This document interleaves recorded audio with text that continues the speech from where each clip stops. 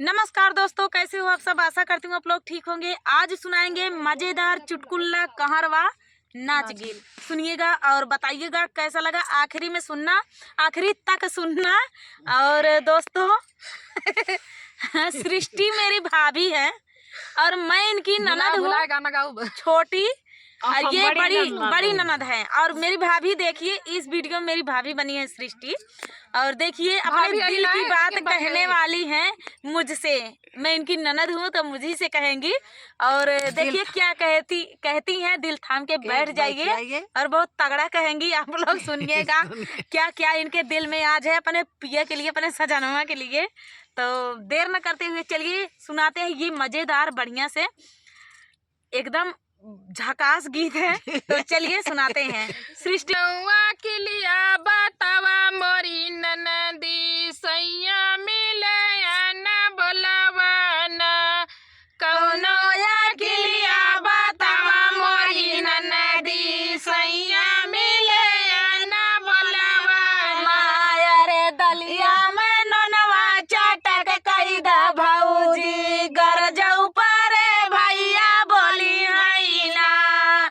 दलिया में ननवा चटक कई दा भौजी गर जाऊ पारे भैया बोली है ना।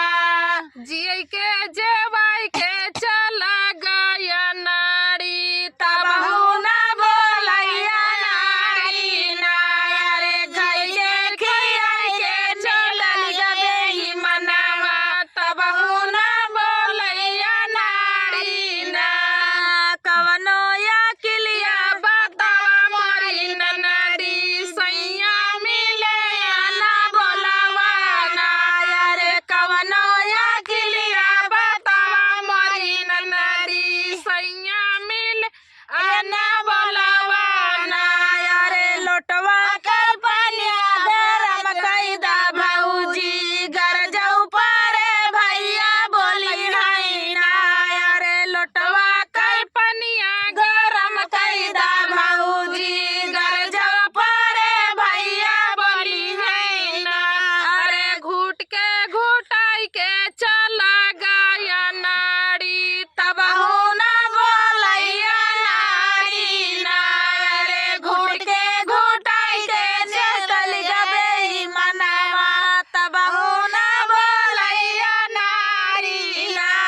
रे कवनो या गिलिया बतावा मोरी ननदी सैया मिले न बोलवा ना। रे कवनो या गिलिया बतावा मोरी ननदो सैया मिले ना बोलवा ना। रे टूटही पलंगिया बिछवा मोरी भौजी गर जाऊ पारे भैया बोली है ना।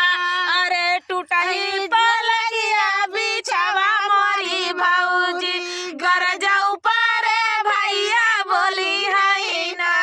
सूत के सुताई के चला गबे मनवा तब न बोलैया नारी न। अरे सुन के सुताई के चलल गबे मनवा तब ना बोलैया नारी ना।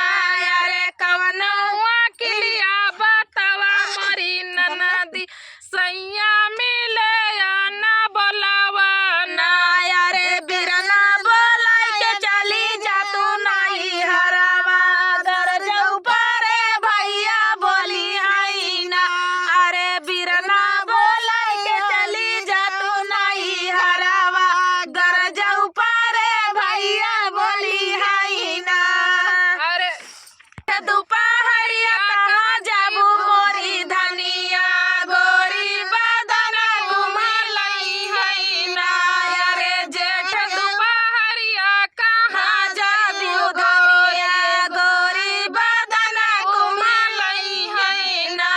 रे कवनो या किलिया बतावा मोरी ननदी सैया मिला ना बोलवा ना। रे कवनो के लिए बतावा मोरी ननदी सैया मिला ना बोलवा ना। देख ले भौजाई अकेले बतावा तहे टेहुनी औती वहां।